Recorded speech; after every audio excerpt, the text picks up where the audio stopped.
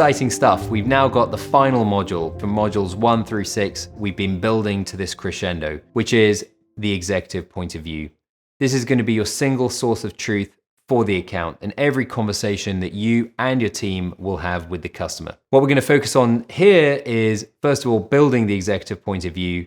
And then second of all, we'll give you an example of what an executive outreach could look like and how you can tailor that message for them. Now, remember that this is just the starting point. You're still on the outside in, looking at what's going on with the business.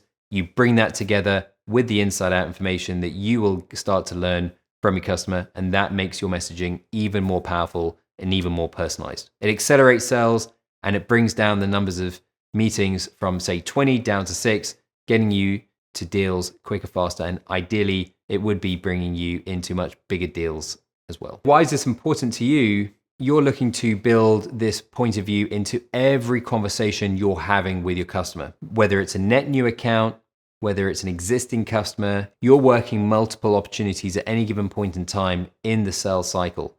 At the end of the day, it's all about customer value. If you're credible and relevant, you want to continue doing business with them and they want to do business with you. I've seen some examples of where customers are using this type of analysis on the outside in to go for cross-selling and upselling, really tying back all of the value since they started the engagement and looking at better ways for them to engage the customer in the future.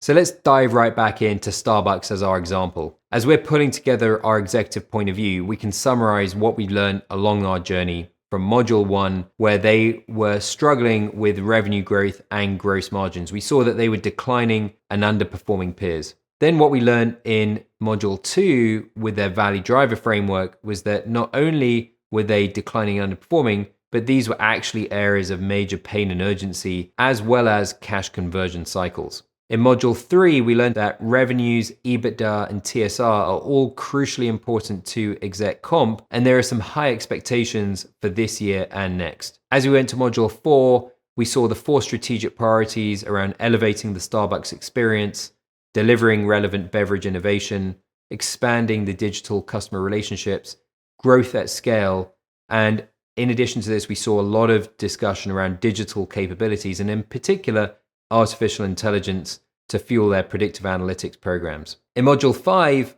we identified several opportunities to engage with multiple buying groups across their business, from the channel development to supply chain, procurement and sourcing, manufacturing operations, and technology. We also saw that there were several use cases that could address those key challenges, from inventory optimization to pricing analytics, strategic supplier management, and digital customer experience. I won't read out the full list, but you get a sense there were a lot of different opportunities to engage. And finally, in module 6, we learned the potential impact for both channel development as well as gross margins could be very significant. For channel development alone, worth about $49 million in revenue. And then we also saw the gross margin improvements had the potential of nearly $500 million. I'd like to leave you then with this framework. It's a very simple executive PoV framework. You can use it on any one of your accounts. I filled it in here for Starbucks. It looks at the key buying groups, the key buyers. It also identifies the opportunities with a relative prioritization and, most importantly, the why. For you, you want to know the solutions you're selling to your customer. Your customer wants to know why those are relevant for them and what they will get from the impact of those. So we show both the value at stake and the reasons, whether those are value drivers or strategic priority impact for the business. How do you take this then to the customer? And how do you use that executive point of view? Well, let's dive into an example here in just a moment. But what I do want to say is that essentially getting referrals is by far and away a much more successful way of driving activity with your customers. Now, we know that meetings are the currency for sales, so those referrals can be much more valuable to you than, say, an email which is being sent from, say, a BDR and SDR. We know historically that data points tell us that thousands of emails produce a very low return on them. So there's no silver bullet here. The buyer is already attuned to receiving this noise and signaling out the important emails from the ones which might look like they are a sales email. Nevertheless, if you don't have the opportunity of getting a referral, then of course, you're probably going to need to then bring in a video or an email to engage your customer. I highly recommend a video. just like you're watching here. It's a lot more engaging than an email. So let's dive into an email script, which will help us to understand how you could then put all of this together in a simple dialogue to go and engage executive buyers at Starbucks. So I'm going to be taking the example of Hans Mellote, who's the EVP of Global Supply Chain. And let's just say the email's been coming from Katie Jones, who is an SVP, an industry expert in the retail industry at our fictitious company, Accelerate. So the subject could be around their partnership with Starbucks. Maybe it's an existing customer of theirs. Hi, Hans. I'm following up on Kevin's remarks in the latest earnings call from 28th of April regarding the digital transformation of your supply chain.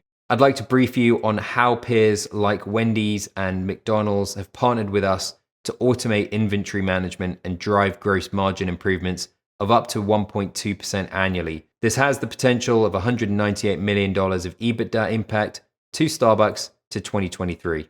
Can we find some time to go through the details? As you can see in this example, you will always have a lot more context around the specifics of the email. Are they an existing customer? Are they a net new customer? A couple of things that I've learned along the way would be trying to engage your own senior executives in your company to help you engage their senior executives. Top to top emails and engagement always works really great. The second one is that I specifically referenced their CEO by first name only. It's as if we've had some engagement and contact before. Trying to reference back to things which are recent also helps as well. And then we landed in with a value impact with some reference case studies of companies that the organization were working with. Now, there are lots of different email templates out there, but hopefully this gives you a sense for how you can go and engage with executives with a specific message focused on their pain and urgency and their priorities in language and terms around inventory management, which are important to them. Okay, so we've come to the end of our time together here, and I hope you've enjoyed the last 7 modules and learning about the business fundamentals for enterprise sales. There are 3 big meta takeaways I'd like you to learn from this course. The first is that if you do sufficient research into your customer's business and their context, their financial case for change, their management intent, you're going to be incredibly well informed about their business. Your customer is going to really appreciate that, and it will pay dividends for you in your sales cycle. The second is, if you've done the homework around your specific use cases and your solutions, and you can bring that with conviction to your customers, they're going to be all ears. They'll want to know how they can drive value in their business and accelerate that time to the value as quickly as possible.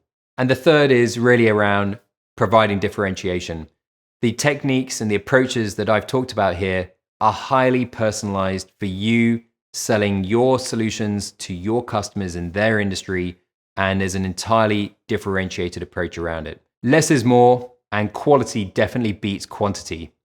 I really want to make sure that you take away from this course that you can personalize your outreach for your own company's solutions to your customers' unique challenges and the way in which you can help them. Doing that will definitely pay dividends, keep you in Presence Club or get you to Presence Club, and make sure that you can continue to drive a very healthy pipeline and make sure you beat your quotas year over year. That's the end from me around this masterclass, and I hope you enjoyed this. Looking forward to seeing you in the next one and hearing about your successes in the field.